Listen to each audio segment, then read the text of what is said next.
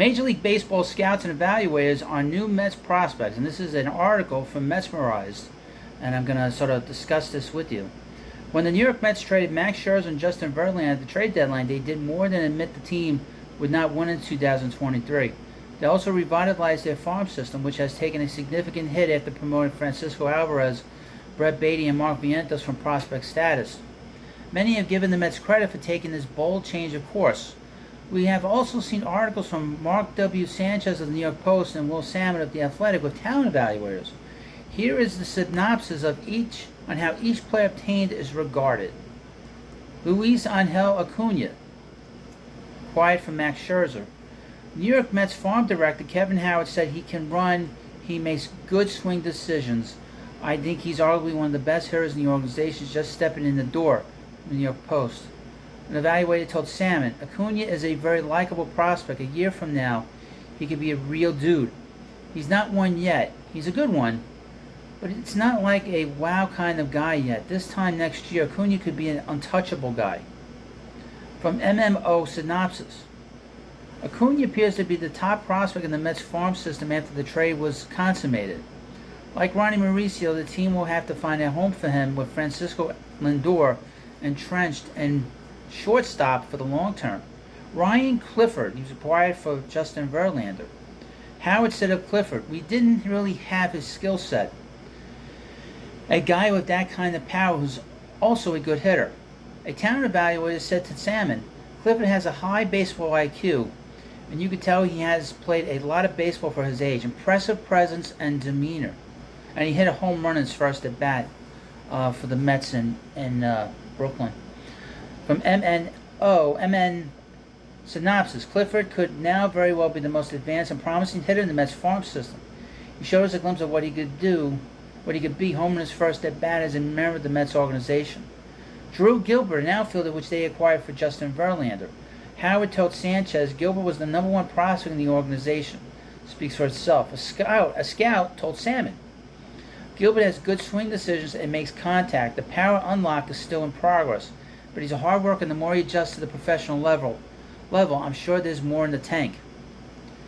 From their synopsis, Gilbert has been tabbed as the center field of the future for the Houston Astros, and it'll be interesting to see if he is that for the Mets. More than any trade, Gilbert filled the organizational need as the Mets did not have top outfield prospects in the upper levels of their farm system. Ronald Hernandez, a catcher, they acquired from David Robertson. A scout told Salmon Hernandez has the makings of a field general. MNN Synopsis says, even with the presence of Alvarez and Kevin Parada, the Mets were smart not to focus on position and rather get the best possible prospect they could get. Hernandez profiles as a complete catcher down the road, which is something any organization can use. Jeremiah Jackson, a infielder outfielder they acquired for Dominic Leone from the Angels. And obtained a second-round pick Epler made when he was still the GM of the Angels on this edition and the entirety of the trade deadline. Howard said, I think the infield is where we boast the most. MNN Synopsis, the Mets signed Leone after he was released by the Rangers, and they were able to turn him into perhaps a future utility player at the major league level.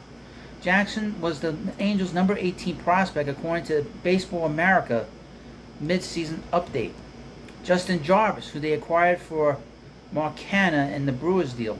A talent evaluator said to Salmon, Jarvis's fastball has obviously always been in his bread and butter, but he's become a really well-rounded pitcher. The synopsis, Jarvis will need to be added to the roster to protect him from the Rule 5 draft, which we should expect the Mets to do. He provides the Mets with starting pitching depth next year. He may also be someone who could fill the role once held by Trevor Williams and Seth Lugo years before him. Jeremy Rodriguez, a shortstop they acquired for Tommy Pham from Arizona. Paternoster told Sanchez they used Tommy Pham to get a 7-figure IFA international free agent signing from this year. Synopsis, it's just the type of trade that usually happens to the Mets. They got a top IFA prospect from the past year in exchange for Pham, who's having a surprise bounce-back year. Marco Vargas, a shortstop second baseman that they got from the Marlins for David Robertson.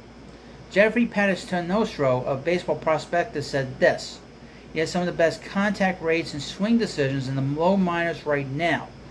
The quote a scout gave Sammons about Vargas was talent over pure tools. MNN synopsis. In Vargas, the Mets obtained a prospect who appears to be on the verge of being a top 100 prospect.